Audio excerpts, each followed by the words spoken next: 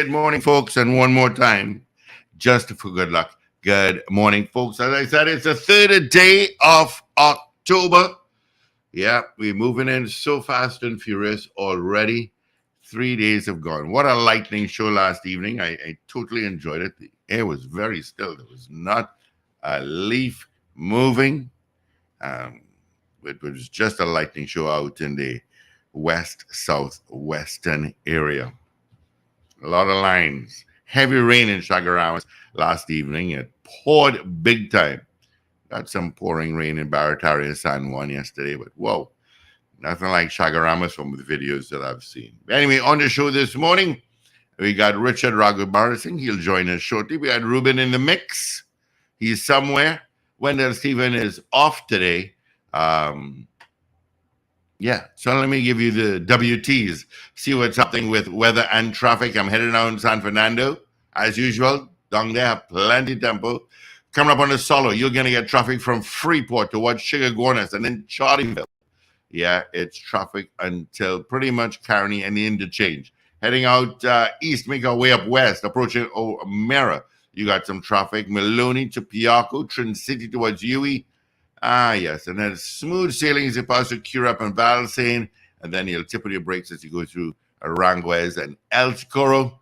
Then speed up again until you get to my swim call heading into the capital, which is a hustle and bustle already. Nothing out to the west. Out of Maraval and Mocha, and those taken from Santa Cruz coming over to the saddle. Yep, it's beginning to build a bit already. All right, that's your traffic. Let me just grab my phone, see if the Met office has updated their weather forecast. Good morning to you, Patos. Hope all is well. Thank you for sending me a message. Long time no see. Good morning to Chris Tousse. Good morning to you. There's something going on in Washington, D.C. What was it? I heard it, but I know I can't remember it. Yeah, I think it's crime. It went up. I see a congressman got carjacked. So Chris, we expect a report from you. Let's get in and see the weather as the app is opening. I hit forecast, and we do have a forecast already. Well done, Met Office, before 6 o'clock. Well done.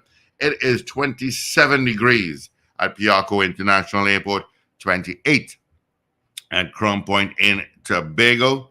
And the Met Office says fair to partly cloudy with the isolated shower, and the low, medium, 30 to 40% chance of a heavier shower or thunderstorm, mostly settled evening and night. Gusty winds and street and flooding are possible near heavy downpours. Maximum forecast temperature for today at Piarco will be 33, is that what they were saying? 32 at Crown Point. And your weather for tomorrow, generally sunny conditions despite a few isolated showers, 30%, which is low. Chance of the isolated afternoon heavy shower or thunderstorm. All right. On Thursday, partly cloudy and cloudy conditions with showers over varying areas, 60, which is medium percent chance of these showers becoming heavy and or thundery at times. Partly cloudy night with occasional showers. So that's your weather, your 3-day forecast as well. As I said, it's 27 degrees at Piarco International Airport, 28 at Crown Point in Tobago. Toronto, you're getting a bit chilly. It's clear and 16 degrees. Miami, clear again, 26. Orlando, 22. New York, 15 and clear as well. Atlanta, you're at 15 and clear. London, partly cloudy and 16. It's beginning to dip down by you guys. Tampa, 22 and clear. Washington, D.C., 17 and clear again, just like my face. And LA, our listener and caller from Los Angeles, California, you're 14 degrees and mostly clear. All right, so that's the temps for some of our listenership. Let's check to see who sent us hellos via YouTube and Facebook. All right, so let's look at messages. Trini in Boston, good morning to you. Oliver Man Warren, good morning to you. DJ Ray out in Delaware. Beautiful morning in Delaware. I don't know what is the 62% about, but okay. Pauline Buckmeyer. Good morning and these blessings to one and all out in Florida. You guys getting some nice weather. Cool. Dorian Pierre. Good morning to D. Pierre. Miss Ingrid out in Tucson, Arizona. My buddy is still there. He loves the weather. And here comes Shelly Ann Charles with some paperwork. There we go. Good morning to all those at SWAT Security. Good morning to you. So Miss Ingrid Garcia out in Valencia. Wayne B out in Covington. In Georgia, that is. Let's see. Carol Guevara, Wagwan. Ms. Maloney Dudu, good morning. You know, you two basically send messages back to back, sometimes. So good morning to you, Ms. Maloney Dudu. Ewart Ratchpole, good morning. Marcia Rock, good morning to you. Always locked on to the Power Breakfast Show every morning. Maria Celia, good morning. Winston Jones.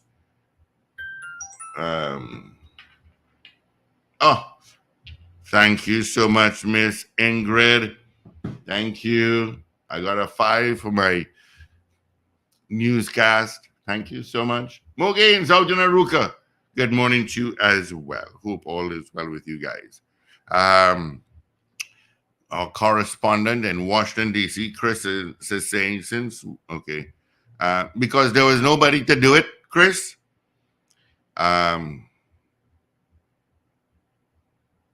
Yeah, I know. He's saying Washington, D.C. has already surpassed the murder rate for all of last year. There must be something in the water. Well, look at that. That must be what I heard. And my good friend Patrick, good morning to you, Patrick. Kevin Ramnarine. Oh, Kevin Ramnarine. He's our guest this morning. Okay. No, he said that we have him, Kevin Ramnarine, on at 7:15 this morning. All right. He just wants to know. No problem there, Kevin. Let's see. Mariano Brown. Oh, he just sent me a message as well. Good morning to Mariano Brown. He'll be our guest come tomorrow morning. And on Thursday, we do have Mr. Brian Manning. Mr. Brian Manning will be in. And I have, that's it. Yeah. All right. So Kevin Ramnarine will come up. Hey, there's the Richie Rich. Kevin Ramnarine will come up next hour. Good morning to you, Richie Rich. What's happening? Hi, good morning. Good morning, Steve. And good morning to guys wherever you are. And good morning to our listeners. You know, before we get into the meat of the matter. Us or listening to us. Before we get into the meat of the matter. So after watching your, what's it called? Mixed Up, yeah. Yeah. So in episode number 3, where the young lady was caught by her brother, and he was on a video call with a young man, and he wanted to see more, and it ended where apparently she called him and said, "You have to delete those pictures." But that was the end. I didn't follow up on that. I didn't see anything. You see anything in one? Well, nothing came out of that. That was the end of that. I was expecting something else to come up and say, "What? You took those pictures?" Oh, no. That's a season 2 thread. Oh. Are we going to, remember in season, if you always write a season 1 in a sense as if there's a season 2, unless it's a limited series. So you leave certain plot lines hanging in a sense, or to be further developed as it goes along, which of course, of course, episode 5 will be the one that would leave the most things hanging in any end of season show. That's why you leave the most things hanging for people to want to come to season 2. Yeah, but I thought that using Penelope and Patty Ann were absolutely perfect. I don't think anybody else could have done grandmas like how they do it. Yeah, they were ready. Yeah, I don't know what goes through your brain, but a good chemistry. It was a very good chemistry. I know they know each other for like decades. Yeah, and they can probably read each other, but that's what I had to tell you. Yeah. I had to tell you that. But that was I really enjoyed that. I'm so upset. It's just 5 episodes, but we'll get into that. But anyway, the budget was ready yesterday, and first time in a very long time, as you can see, I actually picked up a paper. I need to lift weights to pick up this paper. It's so heavy. Some of them might have the budget statement. Of course, even though the budget statement is available online, from the time it's read by 137 pages or something like that. Yeah, from the time the Minister of Finance reads that budget, it immediately becomes available online on the Ministry of Finance website. And of course, people download it in droves. Journalists, economists, etc., whoever else is interested to get through the details. I mean, I watched a lot of it. Well, I should say I semi-watched it because I was at work. I listened to it. I was listening, but I was also doing work at the same time. So it's about a 59 billion budget around, 59 around budget. But is it that because someone came into the podcast, I don't know if I don't know, people just come in and talk, people. Is it that canned foods, a tax is now going to be on canned foods? I didn't hear that. I don't know where they would have heard that saying from. that. He's saying how poor people expect to live. And I said, well, even though I'm listening to it, I'm busy doing other things. I probably missed it. But I will check. I can't remember hearing that part. Yeah, I bought it. Let me see. That he would particularly identify canned foods and a tax on canned foods. That's kind of strange to me. I mean, he went through various sectors as he always does, whether it be tourism, agriculture, energy, etc. And then he talked about utilities, WASA, etc. He talked about how, by and large, we are still an energy economy. I'm just kind of preceding it in a kind of way from what I remember.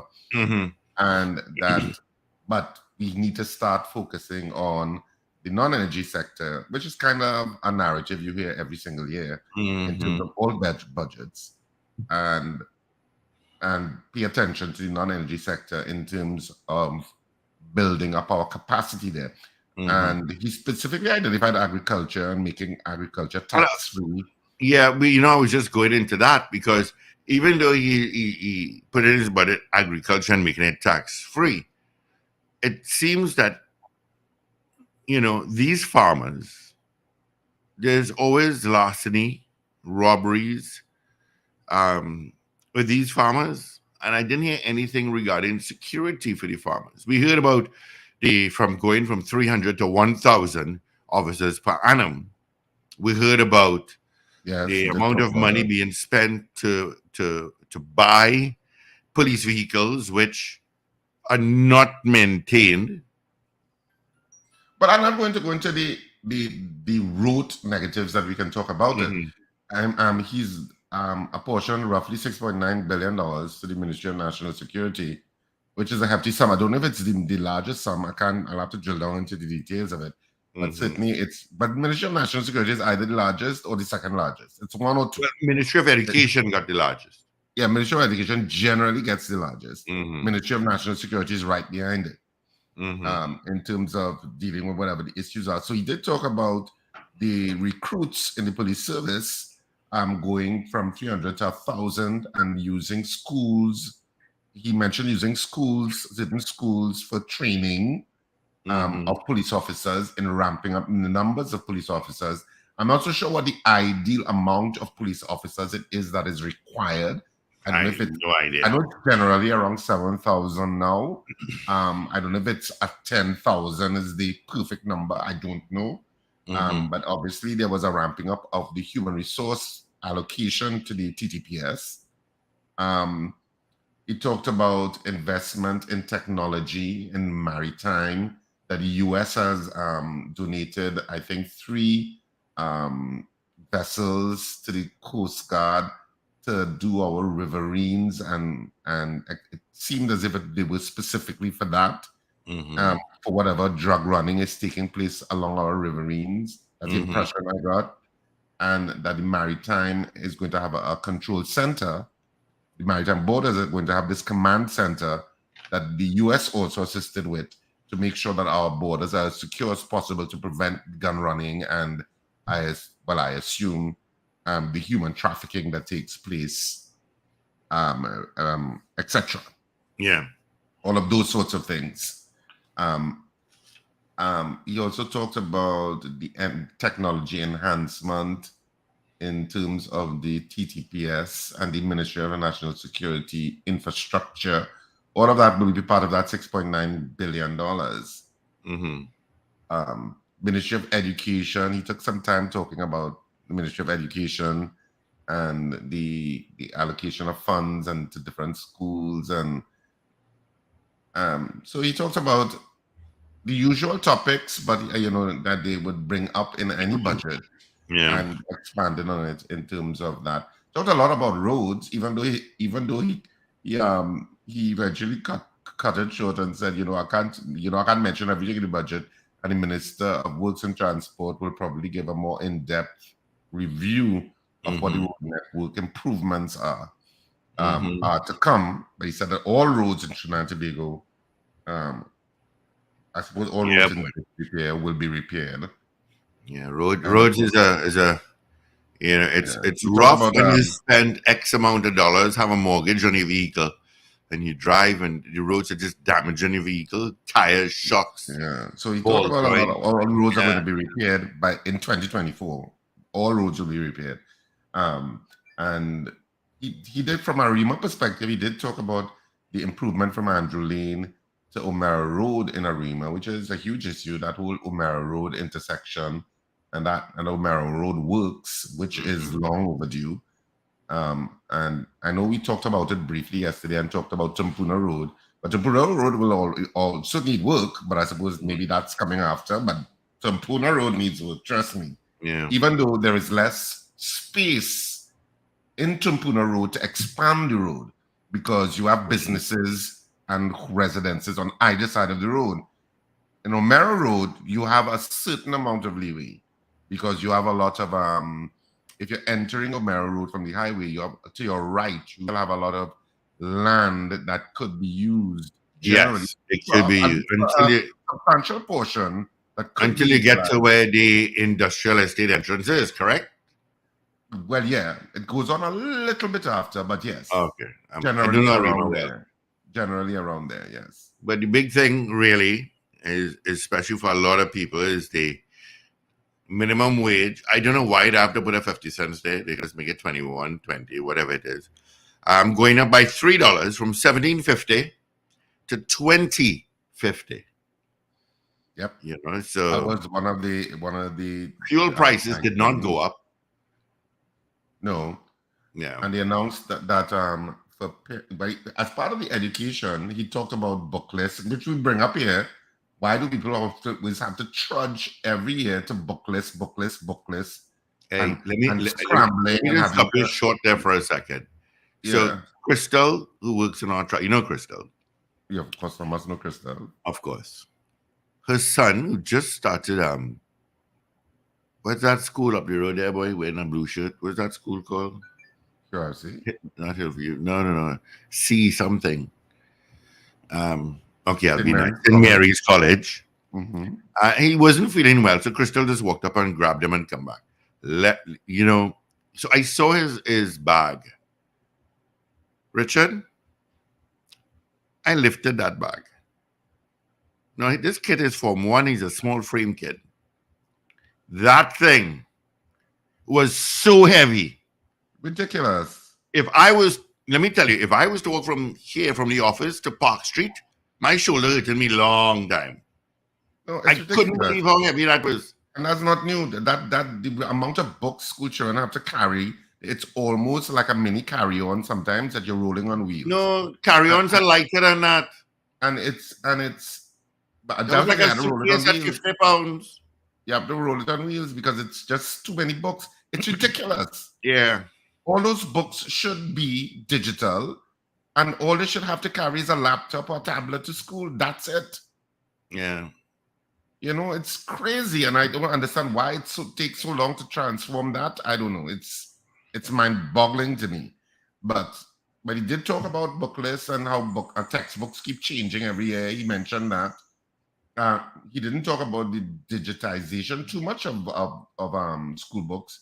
What he talked about was a $1,000 grant pursuant to means test for parents, and then you get $1,000 to assist with the books, etc., via some means test in terms of assisting parents, which they had years ago, that you used to get $1,000, even though I don't think there was a means test. I think all students got it years ago. But yeah, but that needs to be transformative in terms of that the amount of books that students are required to carry. It's crazy and silly, not in 2023. So that is some of the stuff. Of course, the energy sector always features, and naturally, because we are largely, it's a huge component of the economy, so that featured. And he wanted to give, he thanks George Young for doing an excellent job in terms of the negotiation. And well, I suppose Kevin Ramaran can weigh into that when we speak to him later on today. My concern from, and I don't know if I missed it, but he talked about property tax. He talked about the investment in the Water and Sewerage Authority. He talked about the expenses from TNTech, how much it costs TNTech, which is kind of basically telegraphing that we are raising the TNTech rates. That's how I interpreted that. That's how I interpreted that. But he did talk about a lot of the money going into WASA, and a lot of it to improve customers in the Northeast and South. And he mentioned Guanapo, which we talked about yesterday, and Navet, which we believed is what serviced Malabar, which we talked about yesterday, and how the kind of, at the end of it, some of these communities will get 24/7 water supply, basically. So we'll see how all of that eventually pans out. So, $39 million for fostering and promoting community sports, $19.5 million to administer community arts and crafts, an initiative designed to benefit sport and the youth, and $7.69 million for the expansion in adult literacy training. All of these were some of the things that he mentioned. The total budget, well, it's based on an oil price of US $85 per barrel. Yep. In comparison to $92.50, which was what 2023 was based on. And the natural gas assumption is US $5 per MMBTU compared with US 6 in 2023. The total revenue is expected to be $54 billion, $54.012 billion, if you want me to be specific. And the total expenditure is $59.209 billion, and they're expecting to be a deficit of $5 billion roughly. Total estimated revenue is going to come from oil revenue, $16.7 billion, non-oil revenue, $35.5 billion, capital revenue, $1.756 billion. The major fiscal 2024 allocations, education and training, $8.022 billion, health, $7.409 billion, national security, $6.9 billion. So national security is actually third. Well, I thought they were only top two, but they're actually third. Works and transport, $3.394 billion. Public utilities, $3.018 billion. Rural development and local government, $1.825 billion. Agriculture, $1.442 billion. Housing, $1.165 billion. And social development, $5.5 billion. He did talk a lot about housing too. And ramping up. Yeah, that sort of thing. So, of course, he did mention back pay. $1 billion before the end of the year, bro. Yeah, for 37,000 workers. So that would be good news. I suppose that's pursuant to the accepted terms and conditions where unions would have accepted the 4%, etc., etc. I assume that's the back pay you're talking about. So that's kind of like, some picture of it. He talked about the economic front, that the economy was expected to grow by 2-point-something% this year, and that our investment rating is good. and our ability to borrow and the rates at which we borrow are considerably low. I think it was like 6%, and he's saying a lot of the rest of the Caribbean and countries in Latin America, it's at 11%. So those are some of the things that he talked about. If you did not watch it yesterday, because it's always a marathon. Oh God, he started at 139. And I think after 5 years still, I don't know why they just don't put that online. It's been like that from 1962. No, there were some people that did very short budgets. I just can't remember who right now. That's something when I remember. Of course, you talked about property tax and that the property tax rule is completed and that it's now passed on to inland revenue. Or is it the revenue authority? I don't know. Let's just swap them interchangeably. And they're now going to work out, I suppose, the individual property owners' tax.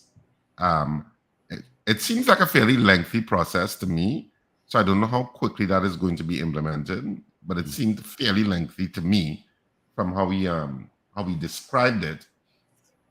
So we'll see how it all happens, how it all rolls out. You talked about digitization, and then I think there was some effort of that. Talking about that, but as I said, I was in and out because I was listening, but also doing work and stuff. So yeah, same thing here. We could eventually talk to Hasselbackers and the Minister of Digitization, and he could tell us what the plans are. Because you talked about Wi-Fi and having TT Wi-Fi in certain places. I know Arima is supposed to be the first example of a smart city in Trinidad and Tobago, and they're supposed to be rolling that out, I assume, even more forcefully in this new fiscal year.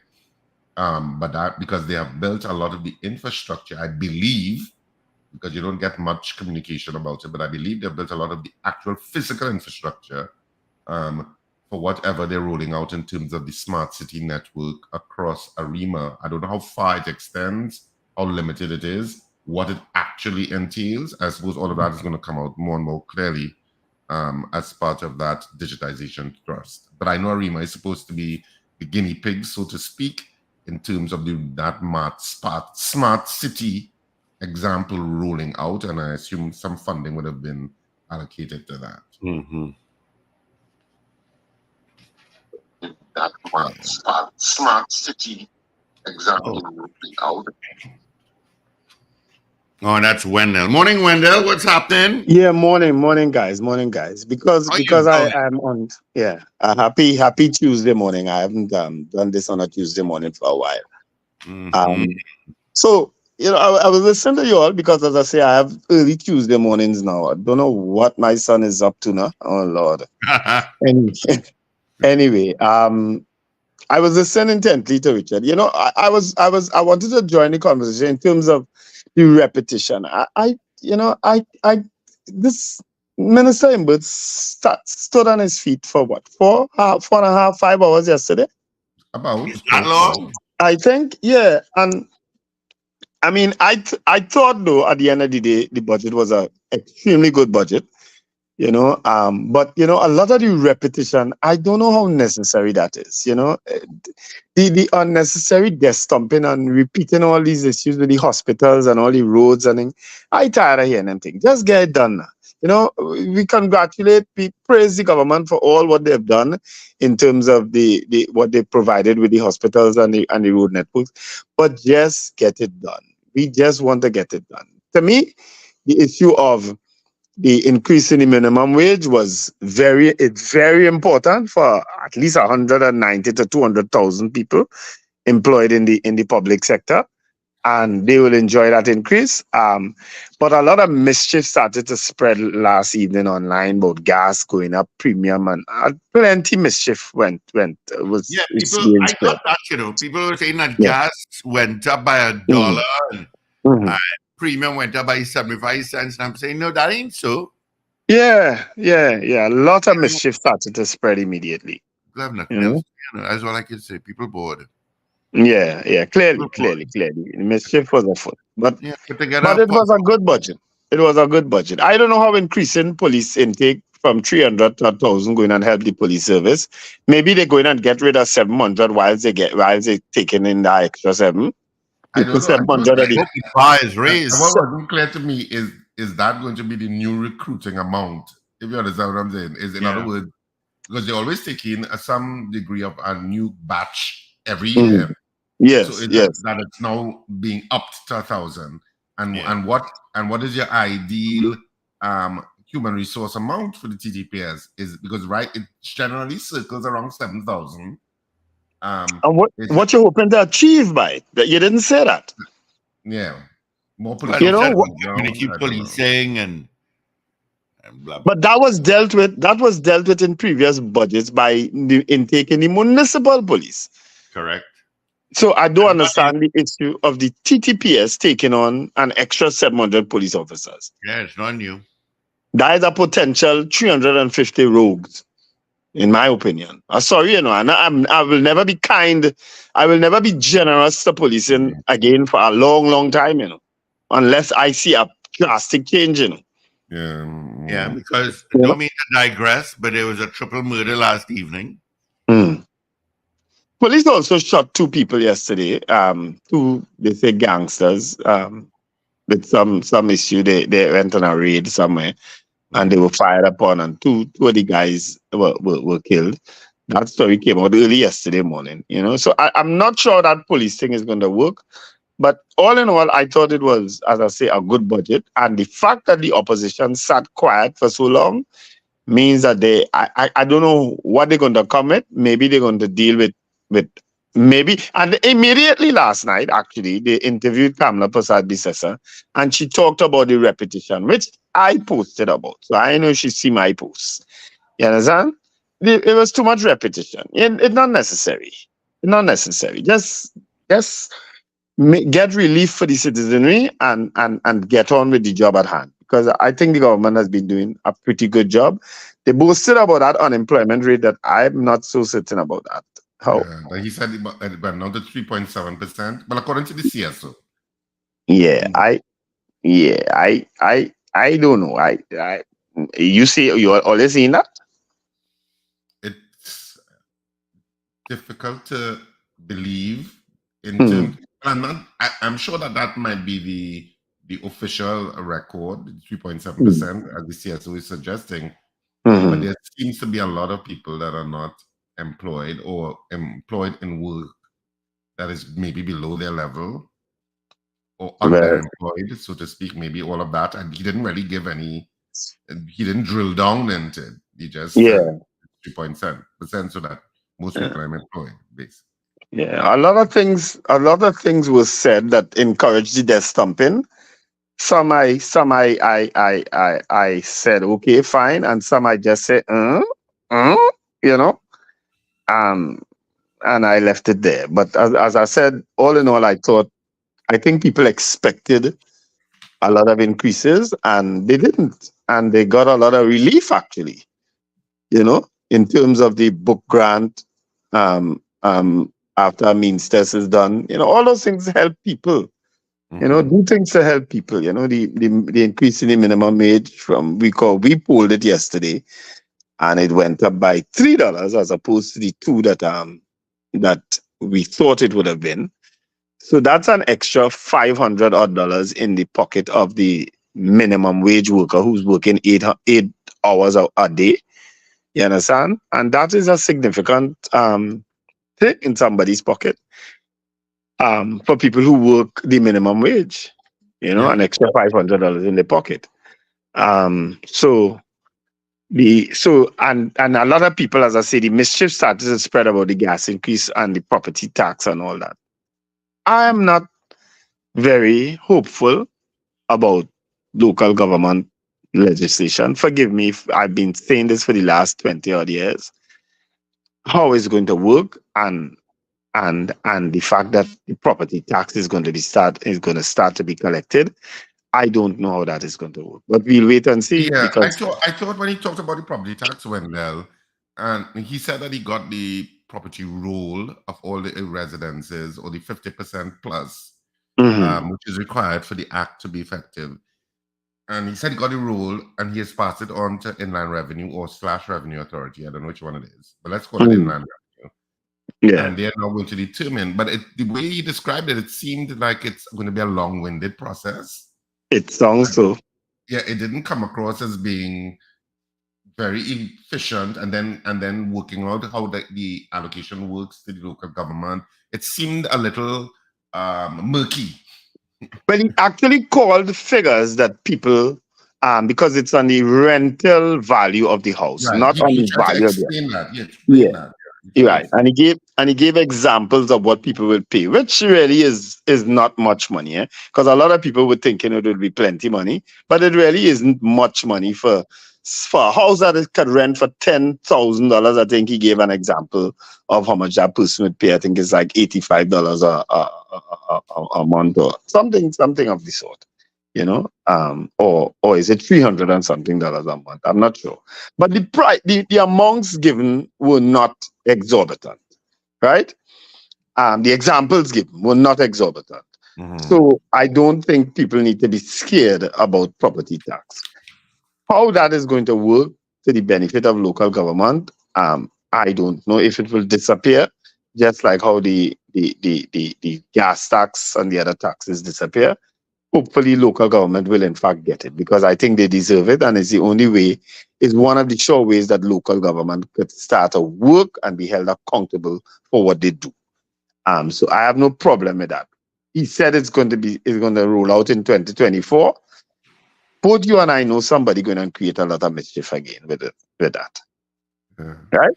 I was a little, I wasn't a little, I suppose I was very disappointed, and you could correct me if I'm wrong, Wendell, but I didn't hear it. I was very disappointed that there was no talk or substantial allocation indicated to the creative sector. And I know he talked about improving these spaces, but I'm talking about allocation in terms of seed money for more television, more films, and stuff, because that's an opportunity where Trinidad and Tobago has so much creative people working and fighting. I mean, in their own little silos to get stuff done, not only locally but internationally. And I felt more attention could have been paid to that. Yeah. And it obviously is indicative that the state doesn't see the benefit of the creative sector in a tangible way. Yeah. And I believe the creative sector can basically save Trinidad and Tobago, whether it be music, whether it be film, whether it be theater, whether it be, whatever. I believe that's where a lot of you have a lot of human resource development and financing that can build that out to make it one of the non-energy sectors that can become a really thriving industry. And obviously, the state doesn't see it as that yet. In their minds, they may pay some level of homage to it, but whose ministry that would come under? Would that come under Randall Mitchell's comes under ministry? Ministry of Trade. Or trade? Yeah, Okay. it comes under the Ministry of Trade. But well, unless something that's discussed at the budget level. And the budget level is usually when you would want to discuss the important focus of funding. Yeah. So the mere idea you didn't talk about it seems to suggest that, as usual, it's not a focus. And that's what I'm saying. That's consistent with past budgets in terms of not actually pointing out those things. But maybe when the line minister speaks, you'll hear more about it, because I mean they could see the progress of that over the last few months with you and so on and some other people in that creative sector.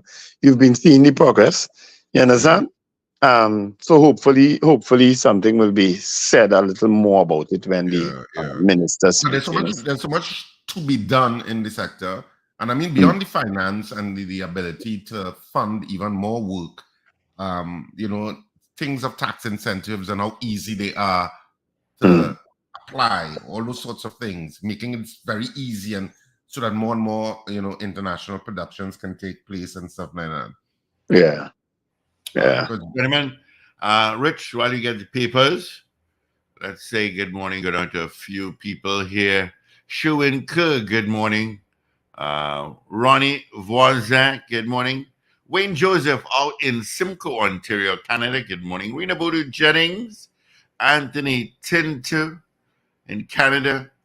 Ray out in West Palm Beach, Florida. Good morning to you. Faria Hayatali. Mrs. R is locked on. Joe. Good morning to Wendy and James. Good morning as well. All right. Let's get into the results of our morning poll here, Richie Rich. Results? You mean the newspaper? I mean, the headline. Sorry, what am I saying? Yeah. I understand, Steve. Mm-hmm. As you grow older, sometimes you misspeak. I'm exhausted. The Daily Express today, the front page, I'll give it to you. Ember, 37,000 public servants to benefit $1 billion Christmas back pay.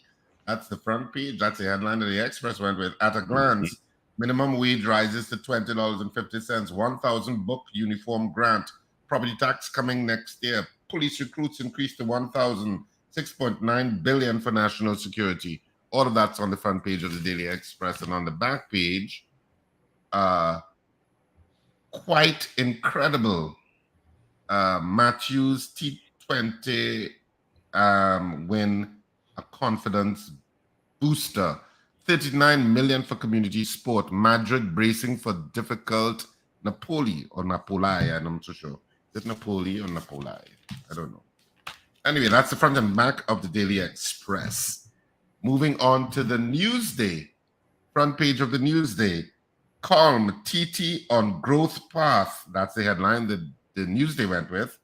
$59 billion budget, $5 billion deficit, $8 billion for education, Xmas back pay promise, $3 minimum wage hike. And there is a picture, of course, of Calm Ember in fine form on the front page. It's a wraparound, actually. Kamala, more dollars won't stop crime. And they're showing you some of the protests outside of the Red House. Some people dressed in white, like, people at crime scenes. So there was a vigorous protest outside of the Red House yesterday. Mm-hmm. And you have pictures of the Guard and Emergency Branch, talking to people, etc. And the front page itself, the only other thing on the front page is that Bacchanal bubble and bad behavior is at Napoli Bowl this weekend. And Nikki Crosby's 50-ish and hot AF at Cipriani College. That's also on the front page of the Newsday. And moving along to the Trinidad and Tobago Guardian for today. What headline did the Guardian go with? I'll tell you. $1 billion back pay by Christmas. Ember gives sweetener to 37,000 public servants. Minimum wage increased to $20.50. Key budget allocations, education and training, $8.022 billion. Health, 7.4. National security. Well, I kind of read all of that before. So what I read before is what's there. Farley unhappy with Tobago's $2.5 billion allotment. And on the back page of the Trinidad and Tobago Guardian, it's basically a wraparound showing you some of the protests. Also, it's showing you the Prime Minister entering. It's a mosaic of pictures, basically. Budget focuses on crime and education. TTPS gets 1,000 recruits, $95 million for resources, $1,000 book grant for primary and secondary school students. That's the front and the back page of the TNT Guardian, and that's it for the 3 dailies this morning. All right. Well, let's get into our morning poll at this time. Of course, you can call us at 222-8255, toll-free North Americans, 866-525-1099. Yeah, right. Well, what are we asking? Are you happy with the budget presented yesterday by the Minister of Finance? That's the obvious question. Are you satisfied with the budget? We've asked it for the last 18 years since I've been doing radio. My 18th year was September 29. Gone. Serious? Yeah. God, 18 years on the Power Breakfast Show. My God. I was just born. All right. So that's our poll, gentlemen. And listeners, are you satisfied with the budget presentation, which was read yesterday afternoon in the Parliament, Red House, Abercrombie Street, Port of Spain, Trinidad, Richard's friends, is yes or no. Are you satisfied with the national budget which was presented yesterday? Yes or no? Send us a message via YouTube or Facebook, or you can call us at 222-8255. Toll-free number for North Americans, 866-525-1099. You're not giving us the results from yesterday? No, I don't have it. Oh, okay. Yeah, I don't have it. So I thought you forgot. no. So you heard it. That's our poll. Are you satisfied with the national budget presented yesterday? 222-TALK, 222-8255. North Americans, 866-525-1099. Of course, that's absolutely toll-free. People in other parts of the planet, you'll have to ring 1-868-222-TALK, 222-8255. And of course, people who want to send messages, do it via our comment section on our YouTube stream. I don't know if any votes have started to come in there. Yeah. I've got some. Good morning, Salim Abdullah. He says, Wagwan. Joe says, I am happy, romantic, passionate lover. No. Gloria Gray says, good morning. Wendy Ann James says, yes. Kazim Mohammed says, yes. Wayne B says, yes. Carol Guevara, yes. Wayne Joseph in Simcoe, Ontario, Canada says, yes. I think read that comment from Joe. Joe said, instead of more police, I rather hear an improvement of the crime lab hiring of specialists, etc. Not more police. I'm in agreement with you, Joe. That's a good point. Yeah. Katie says, no, not Katie. Robin says, yes. No, I'm not satisfied. Sorry. Robin says, not satisfied. Julia S. Batiste, good morning to you as well. Yes. All right. 222-8255. You didn't give Karen. Yep. Now his own is no. And Wayne Joseph also said yes. I said Wayne Joseph. Right? Yeah, I got Wayne. Indarjit Singh says no.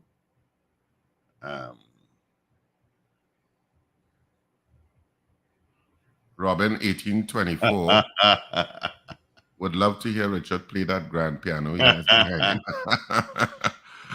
I agree with increasing police, so says Wendy Ann James. Romantic and passionate lover says more could have been done. Tobago continues to be disrespected. I agree with Christine. Karen says Karen Nunes Teixeira was excellent last night. Mm-hmm. She was on one of the channels discussing it. I guess, yeah. I didn't see it. Well, I was in rehearsal. I got home like after 11 last night. Rehearsal went really late. So Joe, Tobago got a good allocation. Oh, TV6. Okay, thanks, Kieran. All right, great. Thanks. So that's our poll this morning. Are you satisfied with the national budget presented yesterday? That's our poll this morning. What says you? Ronnie Voisin says yes.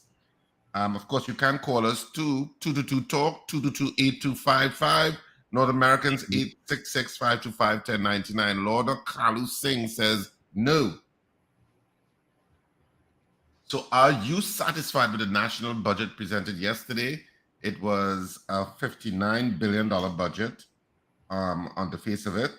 Mm-hmm. They expect a $5 billion roughly deficit. He talked also about the Heritage and Stabilization Fund and that it's stable. It's not really increasing dramatically because some funds but it's been replaced, I think is the point he was trying to make. Mm. Yeah. The great good morning all. No vote though. It will be interesting to hear. It will be interesting to hear from the people who say no. Why they don't agree with the budget? What it is they're not happy with it? What it is they're not happy with? You understand? Yeah. Kieran is mentioning that no mention was made about the Mosquito Creek segment of the Point Fort in the San Fernando Highway when that will be completed. But then again, we are still waiting for it. How long does it take to build a highway? But he did say that the Minister of works and transport would be go a little bit more in depth in terms of the road works, etc. But he did talk about some of the different road works. I mean, I can't remember them all now. There was just he was repeating so many road works and highways, but I'm not so sure what they were. Because I was distracted. Yeah. Joe says, good point, Wendell. Yeah, because is it that people say no because they just don't support the government, or what? What it is they don't support? What it is they don't like about the budget? They don't like the fact that people get a minimum wage. They don't like the fact that people get a book grant. What it is they don't like about it? I'm interested to find out. They don't like the issue of property tax. What it is they don't like? Well, Karen is saying that when Karen Nunes, the sharer, raised some interesting points, and that we based our figures on the oil and gas too high. We could argue that. We could argue that because we said that since the last budget, didn't we?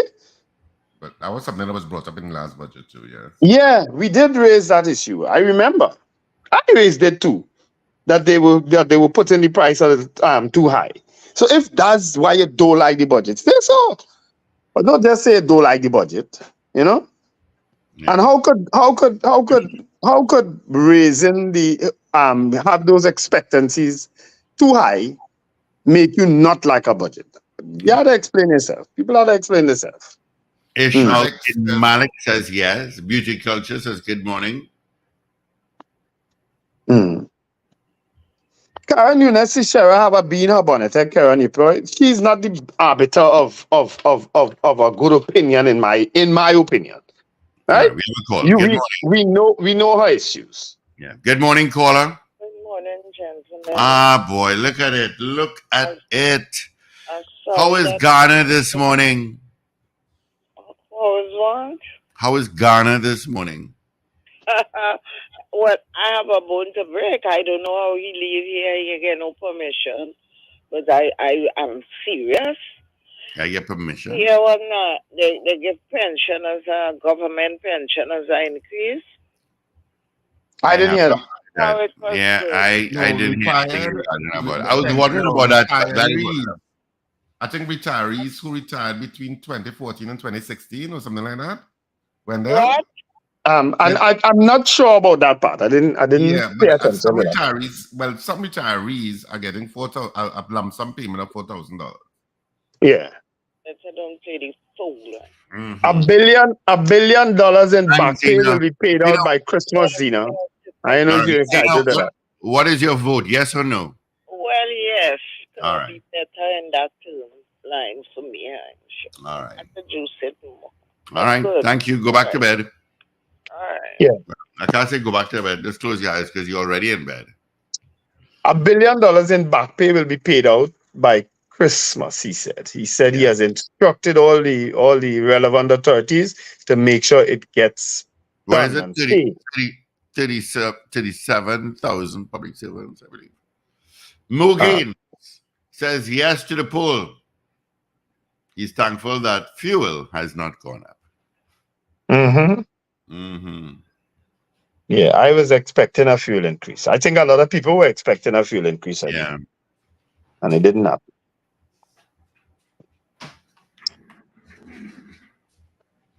All right, let me just grab this call here before we go into our news. Good morning. Morning, Paul. Good morning, Calling from Marima. My response is no. I'm not satisfied.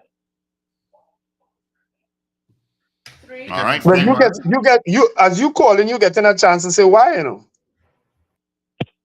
He got? He's gone. Okay. All right, guys. I'll catch up with you all tomorrow, God willing. Bye-bye. All right, Wendell. Thanks for the little interaction. All right, Wendell. Thank you so much. You'll join us again tomorrow morning. I know you have to run. You probably run already. Let's get into our major news, AVSN. This is your news bulletin from Power 102 Digital. Government plans to spend $59.2 billion in the next year, expects to earn $54 billion and a deficit of $5.1 billion. Education gets the highest financial allocation for the next fiscal year. 37,000 public servants get $1 billion back pay for Christmas, while minimum wage will move from $17.50 to $20.50 from January 1st next year. And the government mandates the TTPS to increase the number of officers recruited annually from 300 to 1,000. Details in a moment.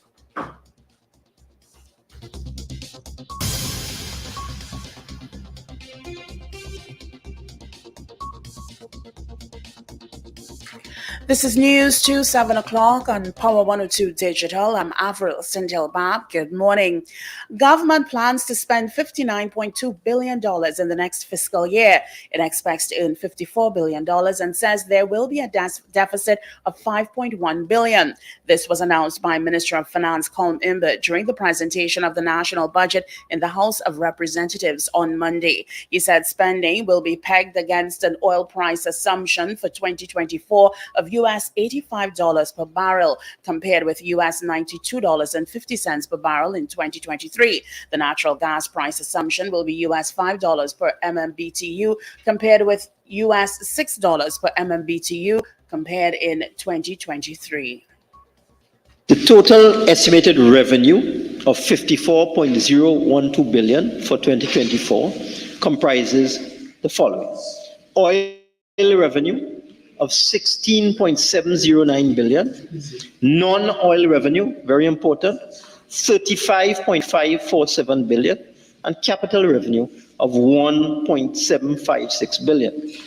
You should note, Madam Speaker, that the fiscal deficit for 2024, estimated at $5.197 billion, is 2.7% of GDP. Education got the highest financial allocation for the next fiscal year. It's with $8.02 billion.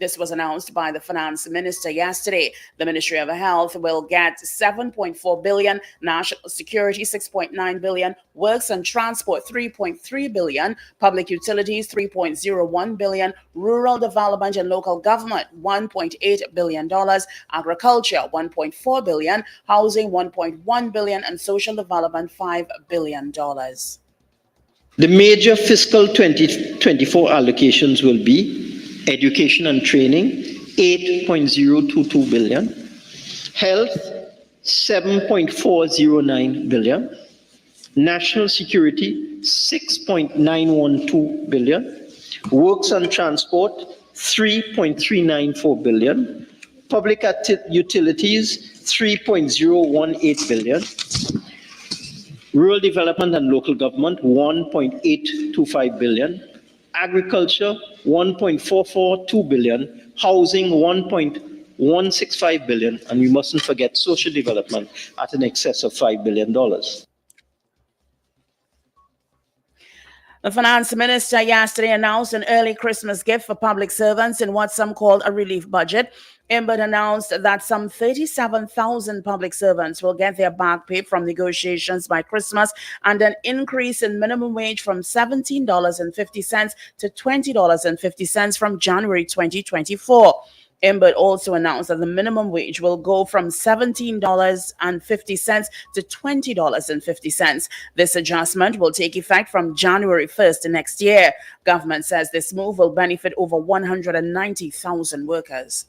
I propose to increase the minimum wage by 17%, or $3 per hour, from $17.50 to $20.50 per hour. This measure will benefit approximately 190,000 persons in the workforce and will require an amendment to the Minimum Wages Act, Chapter 8804, via a minimum wage order. You are listening to news on Power 102 Digital to 7 o'clock. The government intends to increase the number of officers recruited into the Trinidad and Tobago Police Service. Finance Minister told the Parliament on Monday in the presentation of the national budget the amount of officers recruited annually will move from 300 to 1,000. Minister Imbert said the aim is to ensure more credibility, trust, and accountability of the police to the public.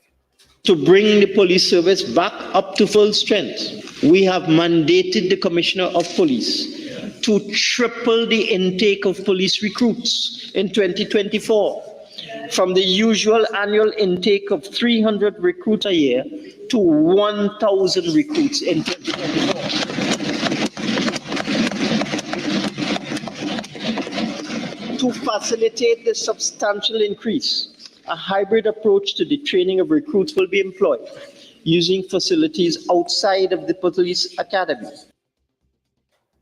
It was also disclosed that 4 scanners are to be acquired at $90 million for the ports in 2024.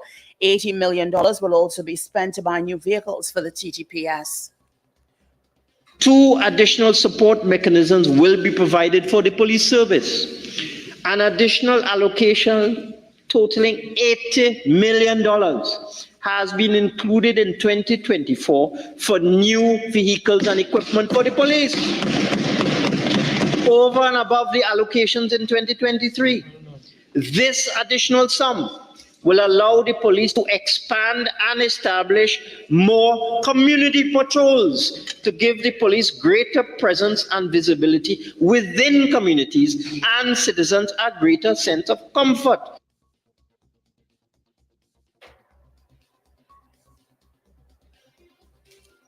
Recapping your headlines at 7 o'clock, government plans to spend $59.2 billion in the next year, expects to earn $54 billion and a deficit of $5.1 billion. Education gets the highest financial allocation for the next fiscal year. 37,000 public servants gets $1 billion back pay for Christmas, while minimum wage will move from $17.50 to $20.50 from January 1st next year. And the government mandates the TTPS to increase the number of officers recruited annually from 300 to 1,000. Before we close off your 7 o'clock news, let's find out what's happening in weather news for the period today until midnight.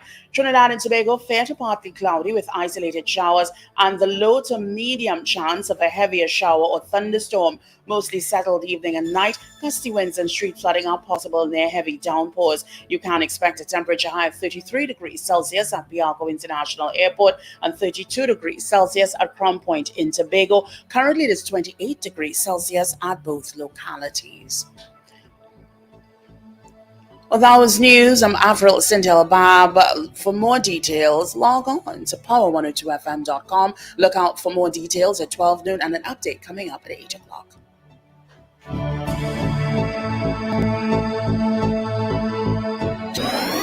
Up to date and credible. Power 102 Digital. All right, that's exactly who we are. Good morning again. Welcome to the second hour of the Power Breakfast Show on Power 102 Digital. Thank you so much, Avril, for our major news. You can join her again come 8 o'clock, for our news brief. Let's take a look at what's happening traffic-wise. Ooh, brother. Okay. Traffic is everywhere. Everywhere. Wow. All right. Yeah. From Maloney to Port of Spain, Eastern Main Roads get heavier from pretty much St. Joseph towards Mova, Maraval, Diego Martin. Let's take a look at the Solo, see what's happening there. San Fernando, usual spots as well, leaving Pinal, the Creek, Bypass, Solo, Rivulet Road is heavy. Little traffic by Chase Village. Always have traffic there. I don't know why. And then from Sugar Guanas, straight up towards the interchange. Kelly Village, Southern Main Road, go to Caroni, also got some. So that's an update. It's pretty heavy already this morning. All right. Okay. All right, gentlemen, let's get the results of our morning poll. Let me just check. Let's check here. We got that. We got that. Beauty Culture says yes to the poll. Good morning, Una Antoine. Maraval on the road. Maraval on the road. They don't call me again. I'm there. Let's see. Okay, that's the only ones there I got for you. All right. So in the allotted time, our poll this morning was, are you satisfied with the national budget presented yesterday? In the allotted time, we had 16 people voting. And of the 16 people voting in the allotted time, 10 of you said yes, you are satisfied with the budget that was presented yesterday. And 6 of you said no, you were not satisfied with the budget yesterday. Of course, we will leave this poll up and you can continue to vote on this poll throughout the day, through our programming, and we'll give you the final result tomorrow morning, which will be Wednesday and midweek already, believe it or not. So our poll this morning, are you satisfied with the budget that was presented yesterday? You can continue to vote throughout the day, and we'll give you the final result. Mrs. R is sending in a late vote. So it takes the yeses up to 11. So it's 17 people in all voted this morning. Hi, Mrs. R. So that's it for our poll this morning. So the majority of people were satisfied on whatever level, but you still had some people that said no, they weren't satisfied. Of course, we'll be trying to speak to, I think Kevin Randarain is one of the people that we're going to be speaking with concerning the budget and obviously the issue of the energy sector, which always plays a big part in budgets in Trinidad and Tobago. I know he did the price of oil at, I know the price of gas was predicated at around 5 US per MBTU per, what is it? Let me look it up properly. Yes, I think it's $5, and oil was 85, I think. Yeah, let me look at it and give the correct figures rather than guessing. All right, so it's based on an oil price of US $85 per barrel. Last budget was the price that was used was $92.50 per barrel.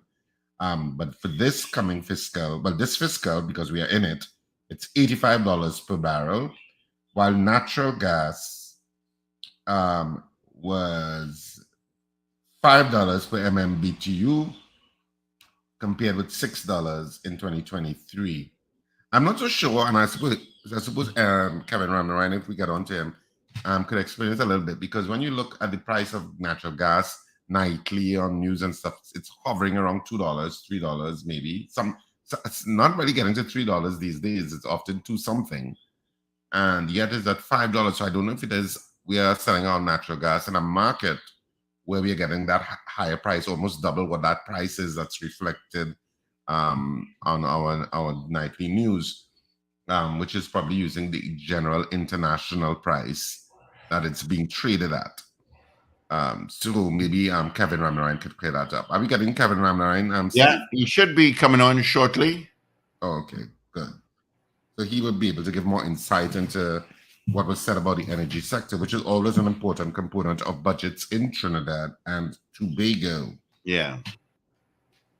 Yeah. I do have a call here for you longer as well. Let me take it. Good morning.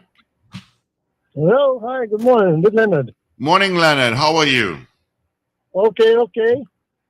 Right now, I saw the budget last night. Mm-hmm. Yeah. Right now. And what are your thoughts?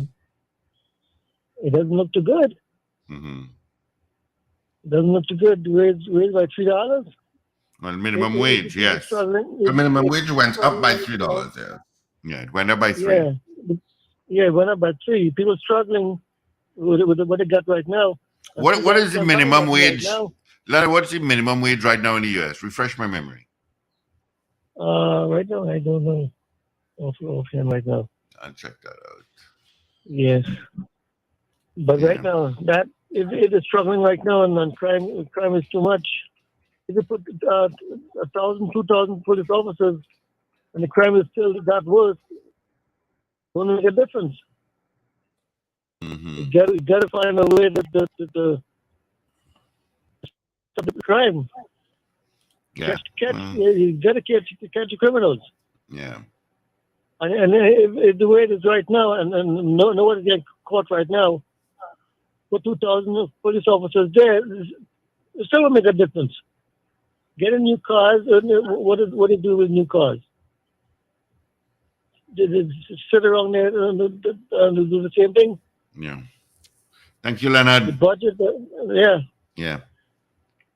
Have you seen Crime Watches last night? No. Yeah, I think you should watch it. It's very good. Yeah, at that time, it's busy time there. All right. I know. Thanks. All the best to you, Leonard Naipaul. Thank you so much for calling us. The federal minimum wage is $7.25 per hour. Yeah, that's the federal. But of course, some states will have higher minimum wages than that. Mm-hmm. But I don't think any state can go below $7.25 per hour. That's the federal minimum wage, and this rate applies to cover this place. The federal minimum wage is $7.25 per hour. This rate applies to covered non-exempt workers. What the hell that means?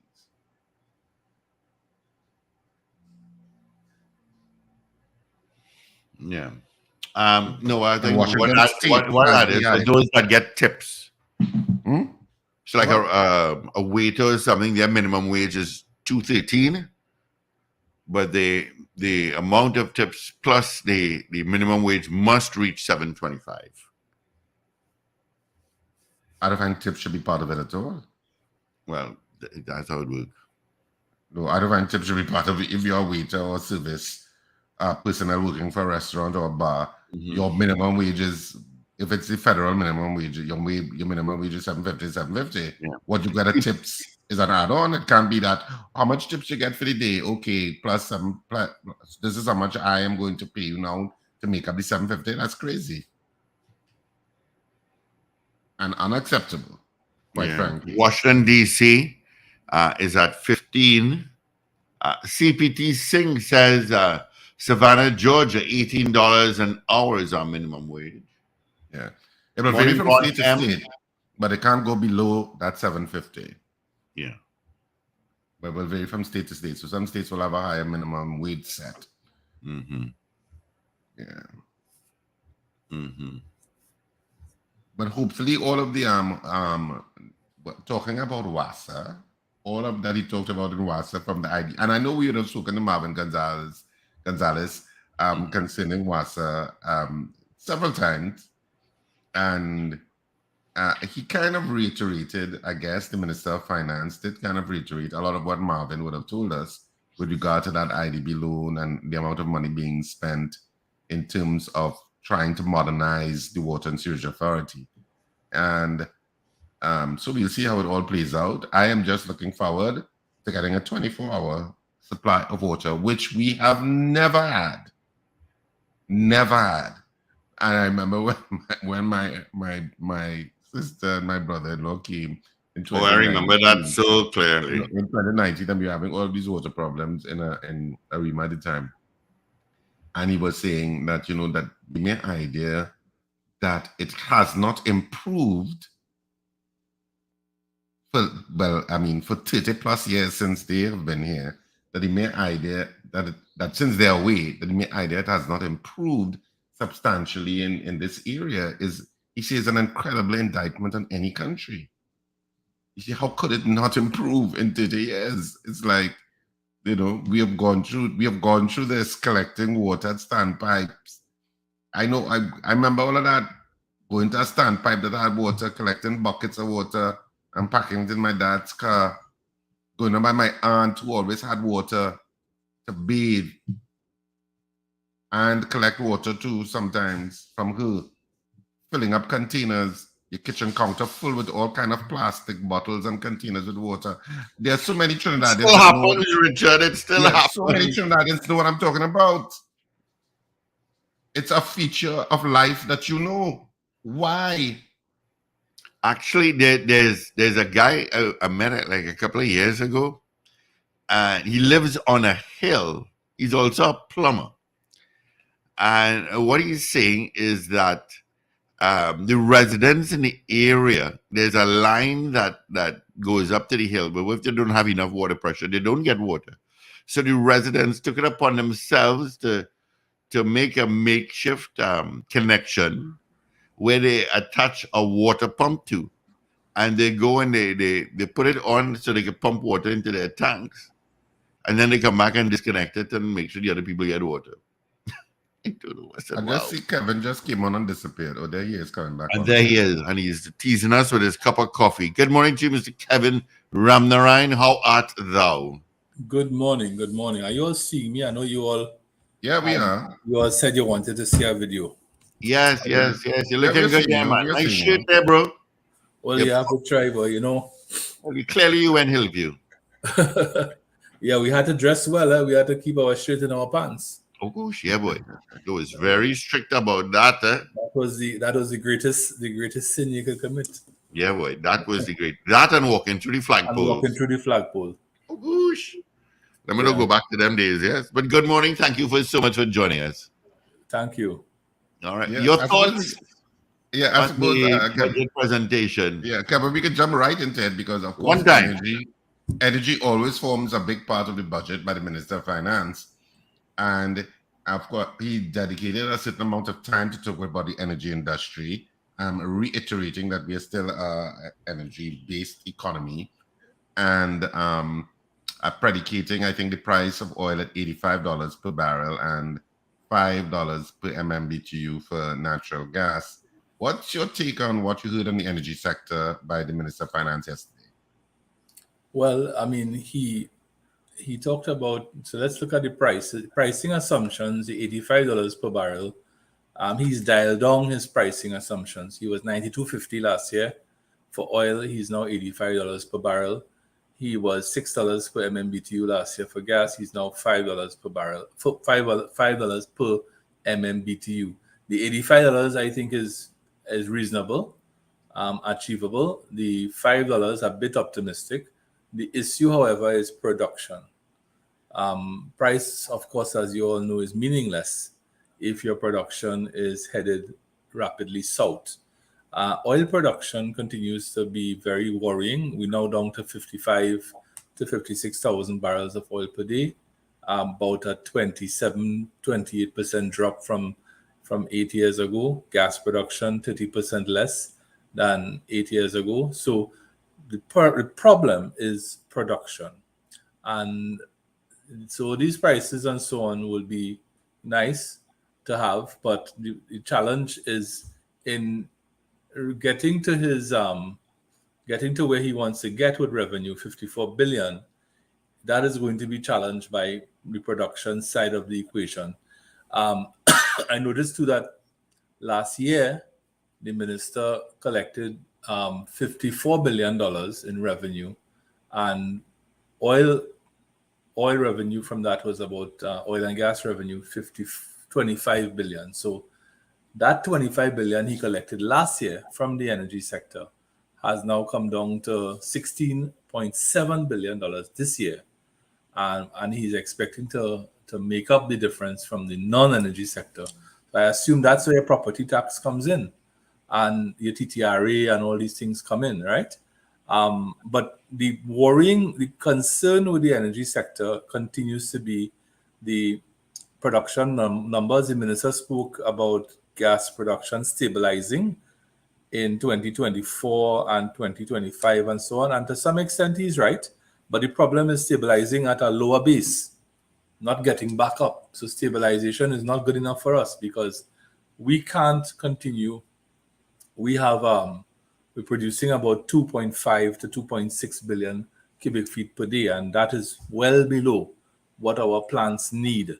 So the consequence of that has been some plant closure, Atlantic Train 1 being an example, and the existing operational plants running at 70 to 80% of their capacity. So the energy sector continues to be challenged. And the minister did speak about the Dragon project. He spoke about the Manatee project and so on. Manatee is out will give you gas in 2028. Dragon, we don't know when. So the question is, what happens in 2024, 2025, 2026, 2027, and so on? So we are going to be in a challenging space for the next 3 to 4 years. And even so, the Manatee project hasn't been sanctioned. It's still conceptualized, and I mean, I expect them to sanction it early next year, first quarter 2024. But I mean, that I is say sanction it. What you mean? Approve. Sanction is another word for approve, right? So that is where we are. With he gave some incentives again for on the supplemental petroleum tax to stimulate the investment in oil production, and he gave some incentives last year, but I don't think that those things have really taken root. So because we're not seeing the pickup in the excitement in the oil industry in terms of, and this is oil I'm talking about here, not gas. We're not seeing the excitement in the companies investing and so on. So those are my initial thoughts about it.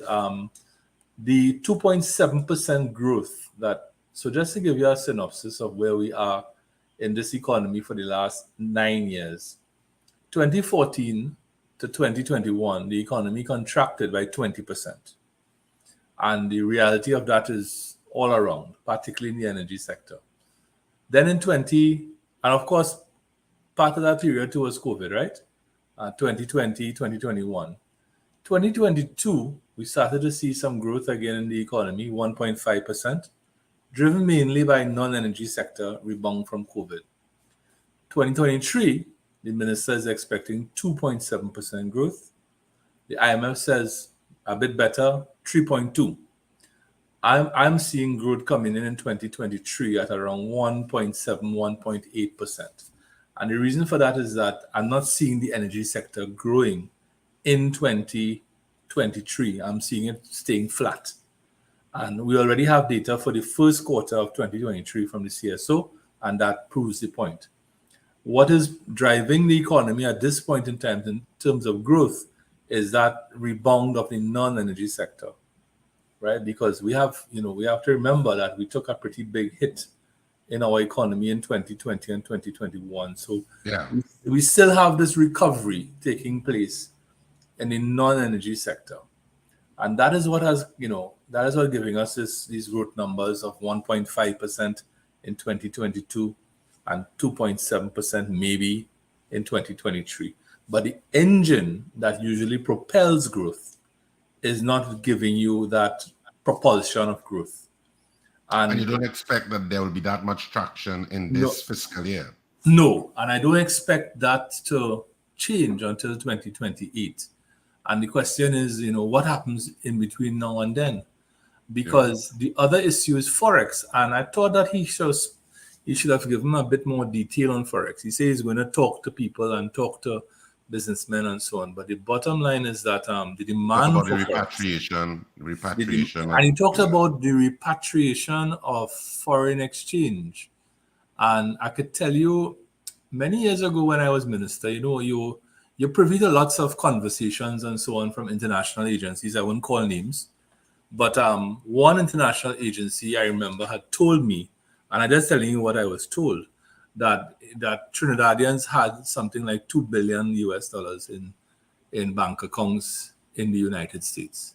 So that is a lot of our, probably, companies, large Trinidadian-owned companies. So there is US out there that could be repatriated back home. The question is, what is the incentive for people to repatriate the US dollar back to Trinidad and Tobago? If you had, Richard Ragubasing, if you had $5 million US in a bank in New York, why should you bring that back to Trinidad and put it in Republic Bank?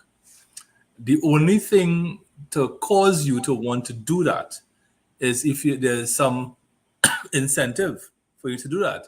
If you're getting a better interest rate in Trinidad versus New York, or if you have a project in Trinidad that you want to invest in, and even for that you may not need to move the money from New York to Trinidad.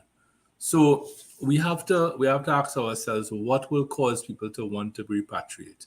The issue with the Forex right now is that the demand for US dollars in this country is running at about 6-point-something billion US dollars per year. And we've had a drop in the conversions that the energy sector makes. So the energy sector converts US dollars into TT dollars to fund their operations in country. And companies like BP, Shell, Atlantic, Nutrien, NGC, those are the big converters of US dollars in our country. That conversion has come down. In fact, when you look at the Forex system in Trinidad, those big energy companies almost act like the central bank in terms of the amount of US they pump into our economy. And this is above and beyond them paying taxes and royalties in US. So it begins to give you an idea of how this energy sector's roots are deeply implanted in our country's economy. So I think we'll wait to hear what the solution to the Forex problem is. Of course, the banks have taken action on their own. And I see the minister came out and he said he doesn't control decisions of banks. And I support him in that regard. He does not.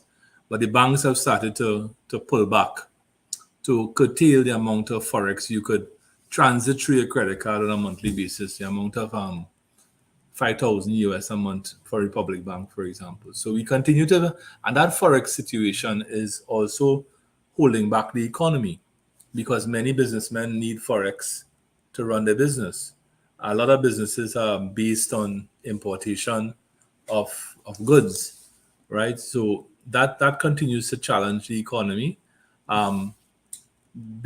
Basically, coming back now, he made a lot of noise about the Dragon project, and he used the word remarkable twice to describe the Dragon project, but we don't know when. First of all, we don't know what the minister has been signing. And secondly, we don't have a clear line of sight, not even an estimate. I mean, it would be nice to have an estimate of when this gas will arrive in Trinidad and Tobago. And we don't know what's happening with whether the United States has made some, I don't think they have made some change to that OFAC license they issued in January. So Dragon continues to be something which we can't hang our coat on, right? So that in a nutshell is where we are with the energy side of the budget. I think the government is making an effort to bolster the safety net in the country. The minimum wage increase, I think, is welcome. I know many businesses were already paying above minimum wage, so that may not make a difference to them. But I would say that the efforts being made to strengthen the social safety net, would be welcome, because there's still a lot of people reeling from the impact that COVID had on the economy, especially at the lower part of the society. Even though he did indicate the CSO rate of 3.7% in terms of unemployment. Right, and that's good. That shows, I think that is definitely non-energy sector rebounding from COVID, the service sector and so on. I don't know if that's any government programs or anything like that. It may well be that service sector picking up again. But certainly in the energy sector, I can tell you, employment, persons with jobs, not unemployment, persons with jobs have come down by 54% in the last 8 years, from about 22,500 in third quarter 2015 to 10,000 persons with jobs in the first quarter of 2023. So that is a worrying sign for that sector, but it looks like the non-energy sector, which is mainly services, is beginning to pick up again because of the COVID, the rebound from COVID. But he talked also about SMEs and their access to foreign exchange and how he will be addressing that issue. And he did spend some time talking about the non-energy sector and I suppose bolstering their contribution to the overall GDP. Now, I know, of course, this is kind of narratives that you hear every single year in every single budget, including let's call it the ode to tourism that you hear almost in every budget. They touch tourism like with a magic wand and say, and tourism shall whatever. and of course, it doesn't really materialize in the way that it's articulated. Yeah. What has been happening with tourism is that I could tell you something. The cost of international travel post-COVID has gone up significantly. So, I mean, the price of tickets to places like Miami, New York, and London, and so on have gone up.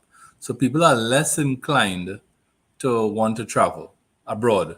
So, what you have is a lot of people staying home and frequenting local hotels and so on, right? So that's a good sign. That's a good sign that we have this staycation trend taking place in the country. It also that's good for foreign exchange because people don't need to go and get foreign exchange to travel abroad. So that's but the real issue, of course. I'm not an expert in tourism, but I think the real issue is how do you get Tobago going again? How do you get the tourist product in Tobago going again, right?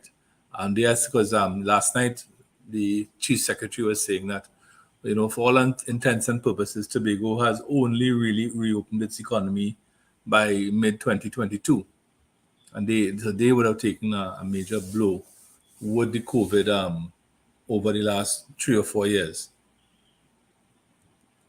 But that whole non-energy sector, how does that? Because you talked about the manufacturing sector, and I suppose some of the concessions they would have gotten. You talk about the agriculture sector, and it being tax-free. You talk about tax-free status to some degree for the agricultural sector. How all of these, in your mind, are they ready?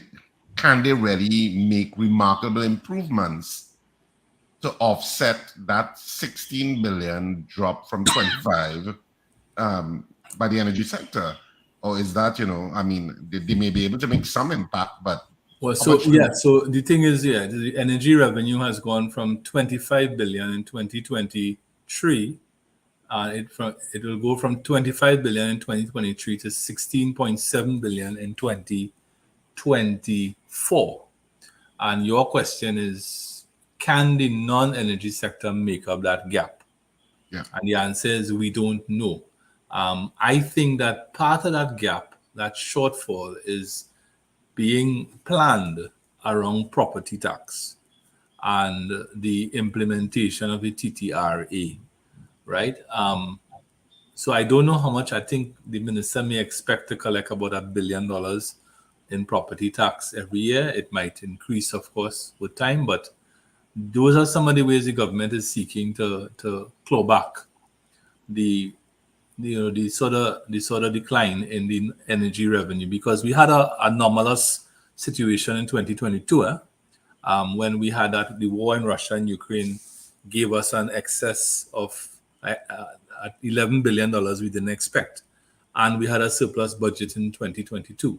So, but that is beginning to wash away, because the war in the Ukraine has now moved from something which shocked the world in 2022 now to people have sort of accepted it's going to be a long, drawn-out war. It's a war of attrition, and that war may last years. So the effect of that war on the global energy markets has already been built in. So you're not going to get another shock again, unless you get another war. And hopefully, I don't wish for that. You talk about now, of course, you can't talk budget and not talk about crime. And the effect of crime on the economy. And he did talk about different resource allocations, I should really say. Yes, yeah. With regard to the thing is people who understand crime and who are throwing more policemen. I think I remember reading once where in terms of police per capita, we were pretty high. I think throwing more policemen at the crime problem, is something which has to be, I don't know how well thought out that was, because there are other things that we have to do to improve the detection level, such as, the things like ballistics testing and things like the Forensic Science Center and so on, and, using DNA to solve crime and so on. So those things don't require throwing more human beings, more policemen out in the street, but we have to employ the technologies that are required to to detect crime and to reduce crime. And he spoke about the scanners. Is that I saw that written somewhere? He spoke about scanners and so on for the ports. Yeah, he talked about 4 scanners to be allocated at the port of Port of Spain and at Point Lisas. Right. So that's good. That's welcome. That these scanners are important because we've identified the ports as being a source by which illegal guns and other illegal products and so on enter Trinidad and Tobago. And then of course there are the borders, the aspects of the borders which are not ports, where people could easily bring things into the south coast of Trinidad and down in the southwestern peninsula and so on. So protecting the borders of the country is important. So I'm happy he spoke to that. But the crime genie is out of the bottle, right? And I want to tell you, I spoke to a real estate agent yesterday, and I was inquiring about property prices on the east-west corridor. And Steve lives on the east-west corridor, right? I don't want to give away his location. But what I was told is that property values on the east-west corridor in places like St. Joseph and Valsayn and Tunapuna and Trinity and so on are coming down. And the reason for that is that there's a surplus of properties coming onto the market. Now, why is there a surplus of properties coming onto the market? And it's because people are selling their properties. And people are selling their properties because people are taking the decision to migrate.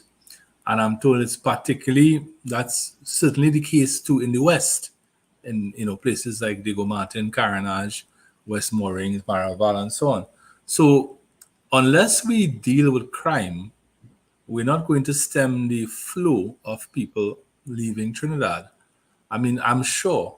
I mean, while we don't have any statistical data to predicate this on, we have anecdotal information between the three of us. I'm sure we all know people in the last 5 years who've decided to leave. And when you speak to them, the real reason they're leaving is not so much crime, because you could manage crime by locking up yourself 24/7 and having dogs and cameras and so on. The major reason I think people are leaving is the shortage of economic opportunity for young people. And while we see that 3.7% unemployment rate in I think the second quarter of 2023, I was speaking to a father a few days ago in the grocery. But people come up to me and talk in the grocery, and he told me that he had a son who was, a first-class honors graduate in chemical and process engineering. So I said, good. So what is he up to? He said he's working in the public service as a clerk. So there's an element of underemployment, and you have a lot of people leaving university with multiple degrees and so on, and not being able to find work commensurate with their qualifications. And there's nothing more frustrating than that. So the crime and the lack of economic opportunity will continue to push to create this pressure for a lot of very valuable people to leave Trinidad and Tobago and head to other places. Primarily Canada is where many of them have been going. So the whether we could rein in this crime problem in the short to medium term is questionable. We're looking like we're heading for another 600 murder year in 2023. My last forecast put it at around 590. If we use the actuals for the first 9 months of the year, and then we sort of forecast the last 3 months, which is not acceptable. It's so that too is having an impact on the economy. Crime is having an impact on the economy, and the economy is having an impact on crime. It's a vicious cycle, right? So that is, both of them is like a snake eating its own tail, crime and the economy. Yeah. If we could touch a little bit on the digitization. He talked about digitization. He talked about the recent agreement we signed with India, I think for some of their packages that they use in their IT, I suppose in their public sector. I know we had an agreement with Estonia for a while. I don't know if it still exists. He did mention Estonia in terms of the digitization process. He talked about the ability to manage your passport and stuff by appointment, which is really partly digital, but not really. I mean, speaking as a citizen of Trinidad and Tobago here this morning, which I am, but primarily as a citizen, the more we could move services onto your laptop and onto your phone and reduce the need to go into Port of Spain, I am very happy for that, right? I mean, if I never have to see a bank again, and I just have to log in, I'm very happy for that. But the world is moving towards putting all these services online. I see the minister spoke about paying taxes online. Again, that happens very, very welcome. But I think any government service that could go onto the internet should go onto the internet. For example, there's no need to go into licensing office to renew your license. I think you could do it all online and let them, send you a virtual license for your phone with a QR code. So you don't have to walk around with this piece of plastic in your pocket. Again, I think that's where we need to go. So if you look at the amount of people heading into Port of Spain on a Monday morning, heading to licensing office, and you take all those people off the road, and there are people going to Caroni too, you reduce the traffic into Port of Spain. Yeah, so absolutely. I totally support any move to digitize or to make ease of doing business easier in Trinidad and Tobago by putting things increasingly on the internet. Yeah. Services, that is. Yeah. Well, Kevin, I know you have to run, so I want to thank you so much for being with us this morning, spending some time. Thank you very much. Yes. I know you're up and about early o'clock this morning. Yes, well, I was on CNC3 this morning, and of course TV6 last night. So it's been a busy time. The budget is usually like that for me. All right, so thanks very much, guys. All right, thank you so much. Thanks a lot. Okay, all the best. Good. All right. Of course, that was Kevin Ramnarine spending some time with us this morning on the Power Breakfast Show. All right, I have giving my next guest a quick call.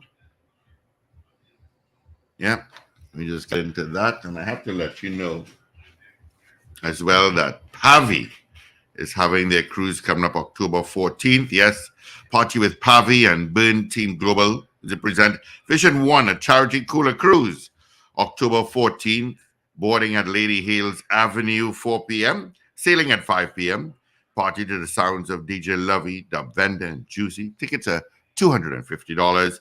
In groups of 10, you pay $2,000. For tickets, you can call Shamika 346-8730 or Candice at 271-9655. All happening October 14th, 4 p.m. All right, so let us bring to the table the Minister of National Security, the Honorable Fitzgerald Hines. Good morning. A very good morning to you, Mr. Khan, and to your colleagues. Yeah, we have Mr. Raghubar Singh. Oh, yes. Good morning, Minister. Good morning, Mr. Raghubar Singh. It's a pleasure. Yeah. Yes, we just wanted to get a sense of your well, I mean, you are a member of cabinet with regard to the budget and the allocation to the Ministry of National Security. Of course, it's the third highest allocation on the budget in this fiscal year. And of course, the minister Minister of Finance, that is, did go through certain aspects of the fight against crime, because of course, as you would know, crime is a number one issue, is the number one issue for many Trinidadians and Tobagonians. And he did talk about the resource allocation for the TTPS, upping the recruits from 300 to 1,000, using, I think, some schools for training. I think he mentioned that. The resource allocation from the United States government with regard to certain vessels for the riverine monitoring, and the command center for the maritime, looking at the borders, command control center. So you talked about certain things. As the Minister of National Security, what's your take on how this budget is going to help your ministry in terms of dealing with the issue of crime? On the larger frontier of the entirety of the budget, like Moody's, like Standard & Poor's, two international rating agencies, I am quite pleased with the way our government has managed the economy of Trinidad and Tobago. Our budget is a reflection of the existing economic affairs of Trinidad and Tobago, which both Standard & Poor's and Moody's have improved their ratings for us. They think we are doing a great job. In addition to that, I observed that within 2 hours of the pronouncement of the budget measures yesterday, AmCham, a group of business, the American Chamber of Commerce in Trinidad and Tobago, professionals, economists, business people in the main, within 2 hours of the budget yesterday, they issued a statement that they were quite pleased with the budget. They were happy with the way the government had been managing the economy and the terms of that budget. So like AmCham, like Standard and Moody's and Standard and Poor's and Moody's, I am one of the many other citizens of Trinidad and Tobago we